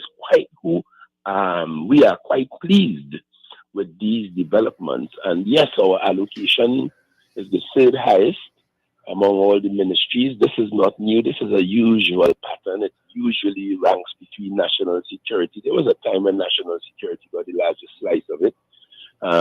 And so we juggle these between education, health, and national security. And I was quite pleased, 6-point-something billion to continue the work. I was quite pleased at the sensitivity of the Minister of Finance in his expressions in the budget that yes, crime is the major issue facing Trinidad and Tobago. We are managing the economy all right. We are making great progress in health and in many other ways. The people of Trinidad and Tobago are not in a perfect condition. Some are having a tough time. But in the main, as a nation, we are doing quite well and our people are managing. There are many opportunities the government and others have created for the development of our people, and that is taking over. Crime is emerging or has emerged as one of our major issues. So in this regard, the police would inform us that sometimes they are pressed, their sanction strength is less than what it is supposed to be. And we have to answer their call. We have, as resource providers and policy shapers, our job is to largely give them what they want once the country can afford it and it's reasonable. So they want more personnel. So we have concocted a way along with the commissioner in which we can improve the numbers that we would traditionally recruit. About 3 weeks or a month ago, I was at the police academy and oversaw the graduation of 97 recruits. That would not be the first batch for the year. Earlier in the year, we had some more. So on average, they may recruit about 300, but of course, people are retiring, people are dying, people are resigning from the job. So that attrition affects the numbers again.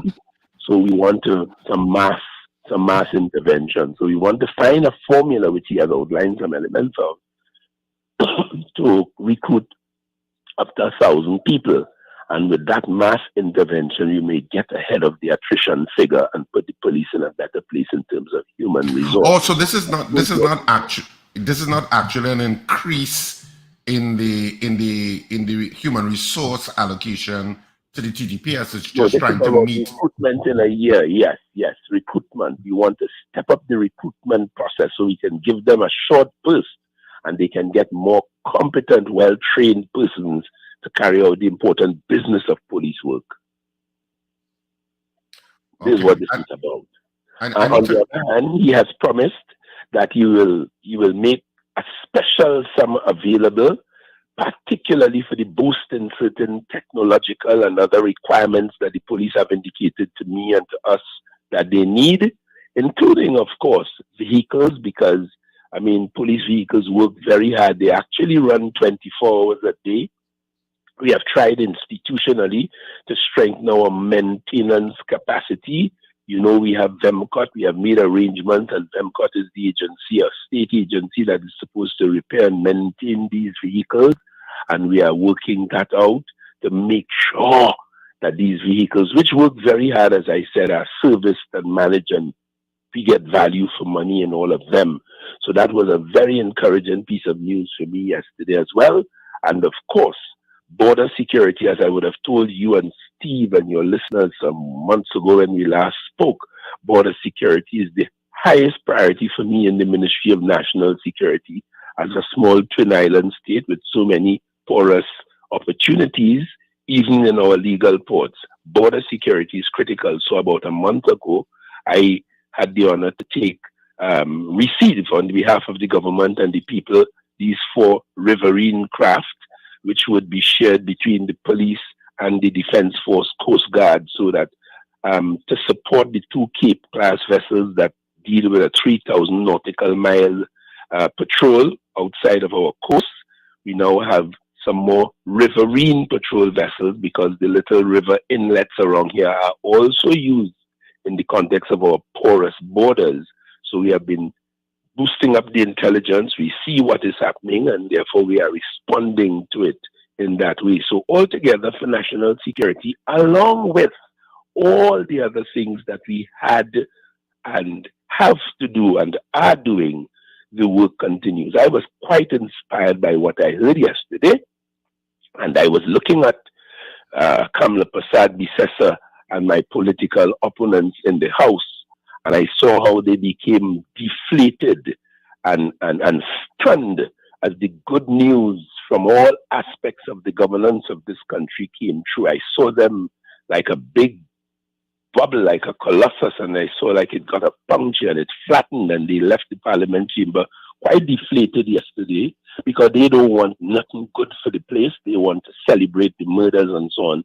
But that's not our business. Our business is to solve that, to take the illegal guns out of the hands of criminals who are traumatizing you and I and the rest of this national community. We are about fighting them, tightening our borders, giving them less access to arms and ammunition, seizing that which is already in here, arresting criminals when they commit crimes, small, medium, and large. And generally, our philosophy is stronger and more efficient law enforcement is the way forward, as opposed to the other madness that they would suggest from time to time. So I was very encouraged yesterday, and I hope that you are encouraged too. Well, crime affects the economy, of course. And of course, we just spoke to Kevin Randaran, and he was saying, you know, it's kind of like a vicious cycle. Crime affects the economy, and the economy affects crime. You know, if people feel that they're not invested in the economy, etc., but you have this cycle of crime affecting the economy, affecting confidence, affecting investment, and of course, it's a challenge for the government. Are you satisfied with the resource allocation as mentioned? And I'm sure if you are speaking on the budget, you will drill further along into the details of it.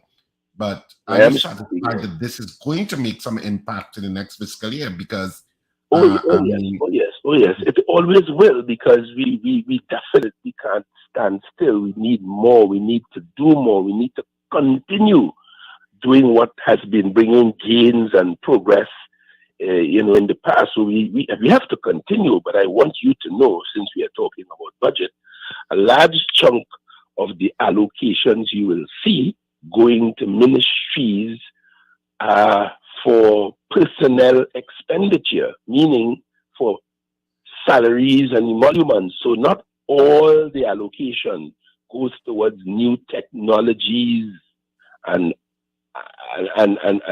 things like vehicles and so on. A large chunk of it actually goes into the bank accounts and the credit union accounts and the pockets of those who work for the public service. And as you know, the government is the largest employer.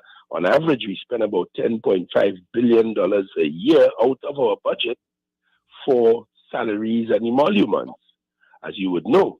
So yes, the allocation would help. But I did say to another audience day before yesterday, which I would like to take the opportunity to say now, you can have a budget, you can plan as you like, but if you don't have the human will to implement what you plan, and to do that, it requires work. And my observation is that we as a nation are not as productive, and we do not work as well and as hard as we could and should. So one of the characters of Trinidad and Tobago's economy is, to my mind, low productivity. And if those allocations were matched with high and optimum levels of productivity, a stronger, more conscientious work rate that we have seen at work in other countries like the United States, like China, like Japan, like Singapore, like others. If we, Trinidad and Tobago, our engine room, our workforce, all 750,000 or thereabout of us, could generate optimum capacity in the radio station wherever you are, as a public defender, serving the people, wherever you are in the economy, holding a piece of that rope as part of the workforce, digging your heels in, joining with the rest of us and saying, heave, and pulling, we will do more, we will achieve more from the money that we would have allocated this year or any other year for that matter.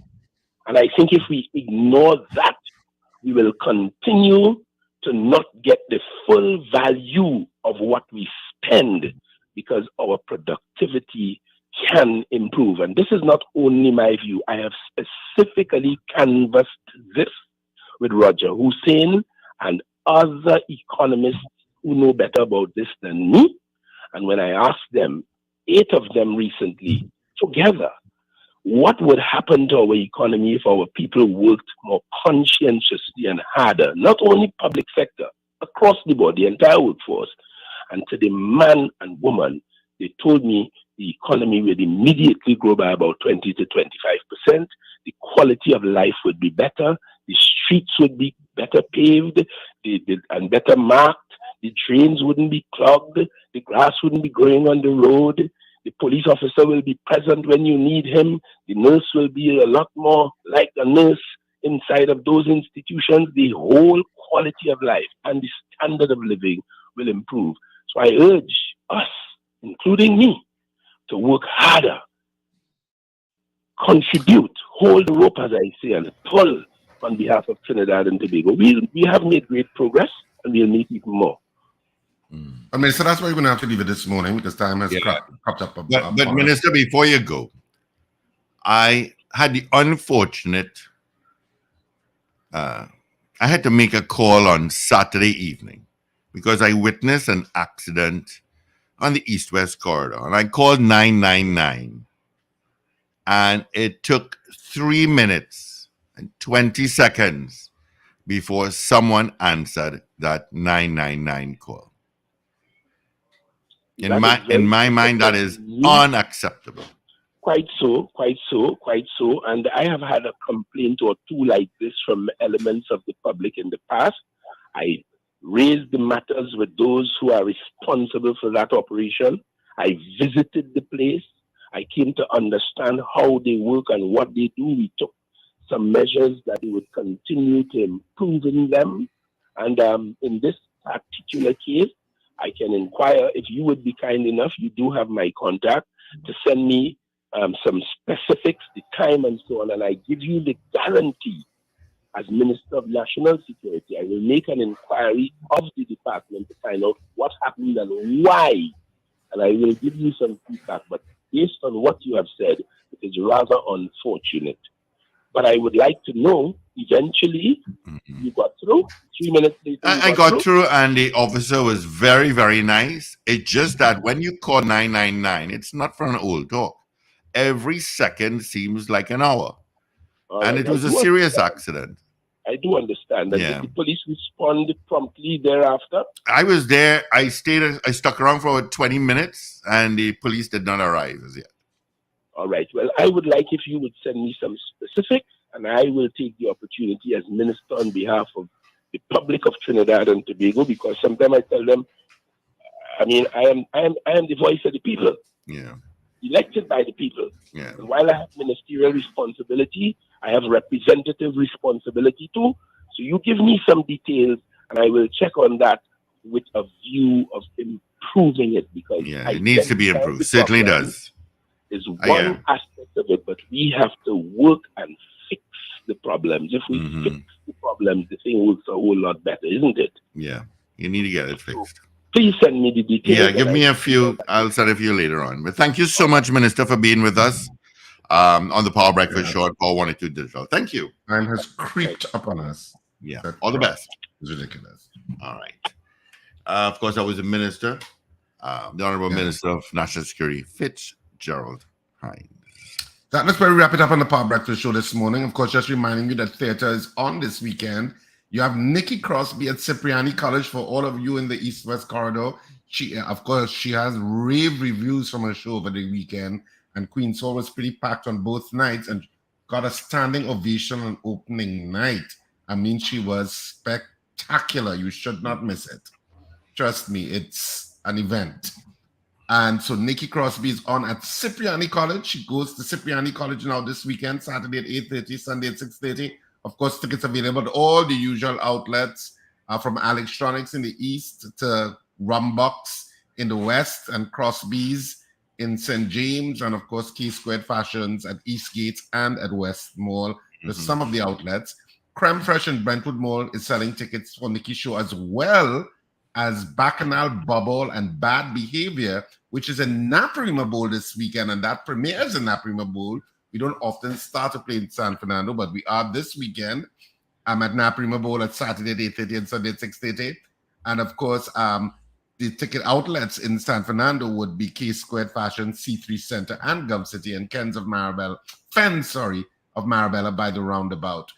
So you should get your tickets early. Of course, you can check RSRR Productions theater page for more information, including how to buy tickets online.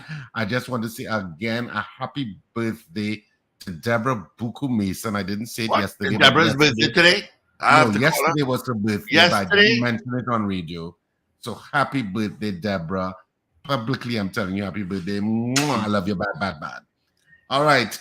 Have a fantastic day, whatever you do. And we'll speak to you bright and early tomorrow morning, which will be Wednesday. Our guest will be Mr. Mariano Brown. All right. Thank you, Richie Rich. Folks, keep it locked on. It is in. Let me just tell you, the Pet Butler is now relocated. We have relocated the store from Curep to San Juan